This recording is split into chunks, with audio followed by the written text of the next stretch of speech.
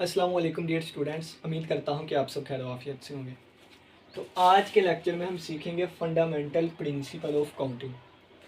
Fundamental principle of counting, अगर हम नाम से देखें तो फंडामेंटल कहते हैं बुनियादी चीज़ों को, ठीक है ना। फंडामेंटल बुनियादी, प्रिंसिपल यानी कि कोई ना कोई असूल। किसका असूल? काउंटिंग का। तो चीज़ों को काउंट करने का जो फंडामेंटल प्रिंसिपल है, बुनियादी जो प्रिंसिपल है, आज हम उसको डिस्कस करेंगे।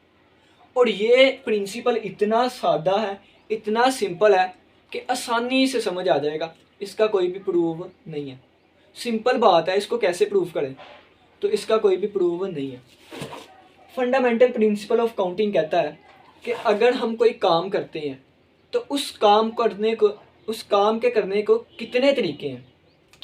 एक काम को हम कितने तरीकों से कर सकते हैं, उन तरीकों को काउंट करना फंडामेंटल प्रिंसिपल ऑफ काउंटिंग है। छोटी सी एग्जांपल, अगर मैं कहता हूं कि मैंने वाइट बोर्ड पे लिखना है और एक मार्कर को यूज़ करके लिखना है, तो मैं इस मार्कर का यानी कि ब्लू मार्कर का यूज़ करते हुए भी लिख सकता हूँ, मैं ब्लैक मार्कर को यूज़ करते हुए भी लिख सकता हूँ, और मैं रेड मार्कर को यूज़ करते हुए भी लिख सकता हूँ। ठीक है, तो लिखने को मैं 3 मार्कर की मदद से लिख सकता हूँ, एक ये और एक ये। तो इसका मतलब है फंडामेंटल प्रिंसिपल ऑफ काउंटिंग कहता है कि इस काम के करने को 3 तरीके हैं। बस इनको हमने काउंट कर लिया, कितने हैं? 1 तरीका, 2 तरीका और 3 तरीका। हमने इनको काउंट कर लिया तो ये मेरे पास fundamental principle of counting apply हो गया। ठीक है, बस ये सिंपल सी बात है। अब फंडामेंटल प्रिंसिपल ऑफ काउंटिंग जो है, फंडामेंटल प्रिंसिपल ऑफ काउंटिंग, इसके 2 बेसिक आगे प्रिंसिपल्स आते हैं, जिनमें से एक हमारे पास आएगा एडिशन का प्रिंसिपल, और एक आएगा मल्टीप्लिकेशन का प्रिंसिपल।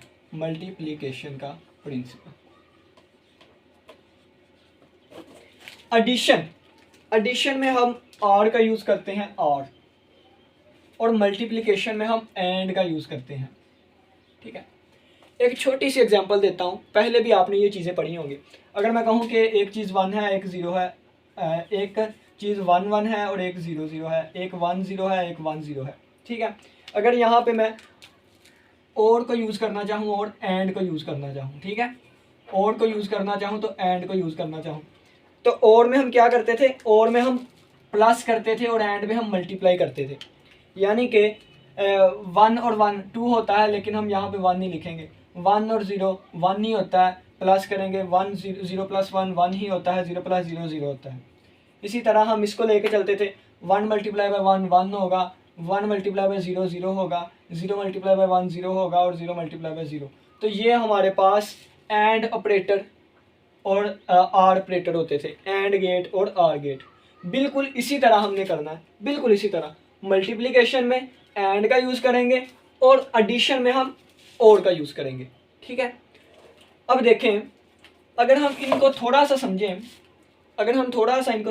तो ये कहता है कि आंसर 0 उसी वक्त आएगा जब दोनों 0 होंगे। अगर एक भी 1 हो गया तो उस वक्त एडिशन वाले में आंसर 1 आएगा।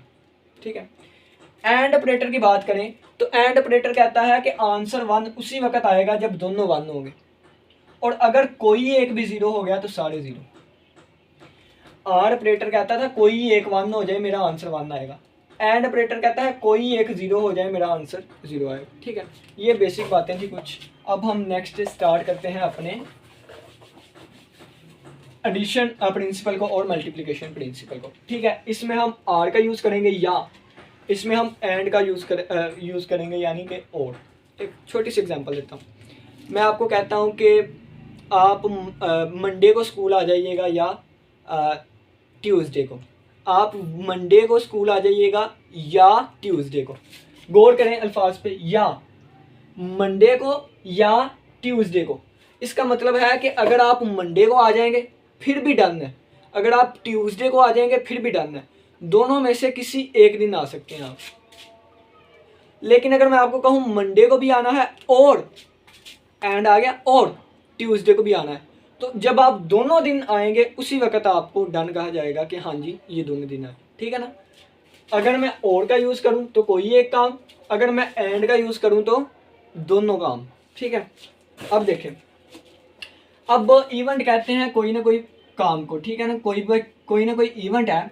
यहाँ पे भी हम इवेंट ले लेते हैं, यहाँ पे भी इवेंट, कोई ना कोई एक इवेंट है, कोई ना कोई काम है, यहाँ पे भी कोई ना कोई एक इवेंट है, वो हमने करना है। अगर इस इवेंट के करने को N1 तरीके हैं, और अगर इस इवेंट को करने के N2 तरीके हैं, और यहाँ पे इस इवेंट को करने के N3 तरीके हैं, और सो ऑन चलते गए यहाँ पे Nk तरीके हैं। यानी कि हम इस इवेंट को, इस काम को इस तरीके से भी कर सकते हैं, इस काम को इस तरीके से भी कर सकते हैं, इसको इससे भी कर सकते हैं, या इसको इससे भी। अगर मैं इस तरीके से करूँगा ये काम मुकम्मल हो जाएगा, अगर इस तरीके से करूँगा ये काम मुकम्मल हो जाएगा, अगर इस तरीके से करूँगा ये मुकम्मल हो जाएगा। इसी तरह अगर इससे करूँगा तो ये काम फिर भी मुकम्मल हो जाएगा। मेरी अपनी मर्जी है, इन सभी में से किसी एक तरीके से काम करूँ और वो मुकम्मल हो जाएगा, ठीक है। या इससे कर सकता हूँ, या इससे, या इससे, या इससे, ठीक है। तो यहाँ पे मैं प्लस का सिंबल लगाऊंगा, प्लस का सिंबल, ठीक है। तो ये प्लस का सिंबल लगा के जो भी मेरे पास आंसर आएगा वो टोटल नंबर ऑफ वेज होंगे, टोटल नंबर ऑफ वेज होंगे उस काम को करने के। एक छोटी सी एग्जांपल दे देता हूँ, एक छोटी सी एग्जांपल। अगर आपने यहाँ ए से लेके बी तक जाना है, ए से बी आप डायरेक्ट भी जा सकते हैं, यहाँ से भी जा सकते हैं, यहाँ से भी जा सकते हैं, और ये चौथा रास्ता इससे भी जा सकते हैं, ठीक है। यानी कि ये 1 है, ये 2 है, ये 3 है, और ये 4 है। ए से बी तक जाने के हमारे पास 4 वेज आए। अगर आप पहले रास्ते से जाएंगे फिर भी हम ए से बी तक पहुँच गए, अगर दूसरे रास्ते से जाएंगे फिर भी हम ए से बी तक पहुँच जाएंगे, अगर तीसरे रास्ते से जाएंगे फिर भी ए से बी तक पहुँच गए। इसी तरह अगर चौथे रास्ते से जाएंगे फिर भी आप बी तक पहुँच जाएंगे। यानी कि इस काम को करने के कितने वेज हैं? एक तरीका, दूसरा तरीका, तीसरा तरीका, चौथा तरीका, ठीक है। तो 1 + 1 + 1 + 1, ये N1 है, ये N2 है, ये N3 है, ये Nk है, ये N4 है। यानी कि इस काम को यहाँ से लेके यहाँ तक जाने के लिए हम यहाँ से भी जा सकते हैं N1 से, यहाँ से भी जा सकते हैं N2 से, N3 से भी जा सकते हैं, N4 से भी। तो टोटल नंबर ऑफ वेज हमारे पास 4 आ गए, ठीक है। इनको हमने काउंट कर लिया, और ये फंडामेंटल प्रिंसिपल ऑफ काउंटिंग है, ठीक है ना। इसमें एडिशन का प्रिंसिपल। अब मल्टीप्लिकेशन को देखते हैं। मल्टीप्लिकेशन में क्या किया जाता है? एक काम को छोटे छोटे कामों में डिवाइड कर दिया जाता है, ठीक है, सो ऑन ये। अब इस काम को E1, E2, E3 और सो ऑन EK में डिवाइड कर दिया गया। एक बड़े काम को छोटे छोटे कामों में डिवाइड कर दिया गया। अब ये जो E1 है ये वाला है, अगर E2 है तो इसी तरह एक और चीज़ होगी। देखें, अब इस काम को करने के कितने तरीके हैं? N1 तरीके हैं, ठीक है ना। ये वाली चीज़ लिखी है मैंने, ये वाली टोटल। अब इस काम को करने के N2 तरीके हैं, इस काम को करने के N3 तरीके हैं, और सो ऑन इस काम को करने के Nk तरीके हैं। अब आपने ये नहीं कहना E1 का N1 ये लिखा हुआ है, नहीं। अब ये इवेंट ये वाला इवेंट है, ये इवेंट ये वाला इवेंट होगा, ये वाला इवेंट ये वाला इवेंट होगा। यानी कि छोटे हिस्सों में डिवाइड कर लिया। आगे इसको करने के जितने टोटल वेज हैं वो यहाँ पे लिखे, और वही चीज़ यहाँ पे है। सिंपल, जब हम एग्जाम्पल समझेंगे ना उस वक्त सही समझ आएगी, ठीक है ना। एक बड़ा काम था, उसको हमने छोटे कामों में डिवाइड कर लिया। डिवाइड करने के बाद इस काम को N1 वेज से कर सकते हैं, इस काम को N2 तरीक़ों से कर सकते हैं, इस काम को N3 तरीक़ों से, और इस काम को Nk तरीके से। अब देखें, अगर मैं सिर्फ इस तरीके से काम करूं तो क्या ये मेरा काम मुकम्मल हो जाएगा? कभी भी नहीं। अगर मैं इस तरीके को लेके चलूं तो मेरा सिर्फ ये एक छोटा पार्ट क्लियर होगा, लेकिन मुझे ये वाला काम चाहिए। तो ये वाला काम करवाने के लिए मुझे E2 भी करना पड़ेगा, E2 यानी N2 भी करना पड़ेगा। ये वाला काम करने के लिए ये वाला मुझे E3 भी करना पड़ेगा, और सो ऑन EK भी करना पड़ेगा, ठीक है। तो यहाँ पे हम मल्टीप्लिकेशन का सिंबल यूज़ करते हैं, यानी कि ये काम भी, और ये काम भी, और ये काम भी, और ये काम भी, यानी कि एंड, ठीक है। एक छोटी सी एग्जांपल समझते हैं। अब अगर मैं कहूँ मैंने A से B और B से C जाना है, ये A है, ये B है, और ये C है, ठीक हो गया। एक D भी कर लेते हैं, C से D। अब यहाँ से मेरा मुकम्मल काम क्या है? मैंने A से लेके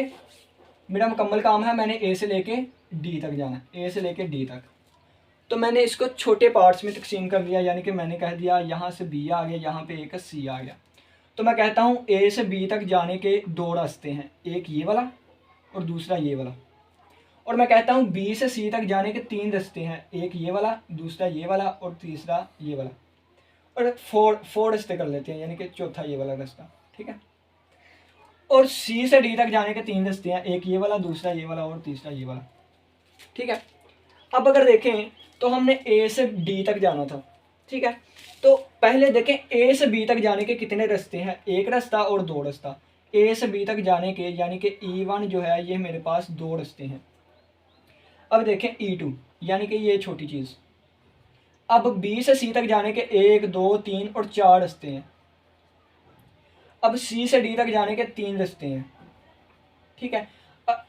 अब देखें अगर मैं ए से बी तक गया, मैं डी तक तो नहीं ना पहुंचा, मेरा ये काम मुकम्मल नहीं हुआ। मैं यहाँ से यहाँ तक जाऊँगा और फिर यहाँ से यहाँ तक भी जाना पड़ेगा और फिर यहाँ से यहाँ तक भी जाना पड़ेगा। यानी कि मेरा काम मुकम्मल होने के लिए, मेरा काम यहाँ से यहाँ तक मुकम्मल होने के लिए मुझे इन सभी को मल्टीप्लाई करना पड़ेगा। तो ये मल्टीप्लाई आ जाएगा, तो 4 2 बार 8, 8 3 बार 24, तो 24 वेज हैं इस यहाँ से यहाँ तक जाने के, ठीक है। अब देखें, अब ये वाली चीज़ जो है ये दरमियान वाली यही चीज़ नहीं बन गई बिल्कुल। यहाँ से यहाँ तक 4 वेज थे, यहाँ से यहाँ तक 4 वेज है। यानी कि अगर हम देखें तो इसमें क्या, इसमें एडिशन भी है, एडिशन वाला जो था ना वो इसमें भी है। यानी कि 1 + 1 वेज इसके हैं, 1 + 1 + 1 + 1 वेज इसके हैं और 1 + 1 + 1 वेज इसके हैं, देखें ना, ठीक है। यानी कि एडिशन इसी में है, यहाँ से यहाँ तक एडिशन, यहाँ से यहाँ तक एडिशन प्रिंसिपल, यहाँ से यहाँ तक एडिशन प्रिंसिपल, और इन सभी को आपस में मल्टीप्लाई करें तो ये वाला इवेंट बन जाएगा। तो ये मेरे पास मल्टीप्लिकेशन प्रिंसिपल होता है, ठीक है। और ए से लेकर डी तक जाने के 24 वेज आए मेरे पास, 24 रास्ते आए। ए से बी तक एडिशन के ज़रिए 2 आए, बी से सी तक एडिशन के ज़रिए 4 आए, सी से डी तक एडिशन के ज़रिए 3 वेज आए। और अगर मैंने ए से डी तक जाना है तो मल्टीप्लिकेशन प्रिंसिपल को भी यूज़ किया और टोटल मेरे पास 24 वेज हैं, ठीक है। तो यही आज का हमारा लेक्चर था। देखें ये जो इवेंट है ना, इसको E1 कह लें, E2 ये वाला है, ठीक है ना, ये वाला इवेंट है, यानी कि छोटे छोटे। तो अगर किसी का कोई भी क्वेश्चन हो तो लाजमी पूछिएगा। मैं वीडियो की ड्यूरेशन देख लेता हूँ, फिर उसके बाद हम एक इम्पोर्टेंट कंसेप्ट की बात करेंगे। 12 मिनट है, तो इसी के साथ इजाज़त दीजिए, फिर बातें होंगी अगर नेक्स्ट जो टीचर हमें पढ़ाएंगे। अल्लाह हाफिज़, अल्लाह निगहबान।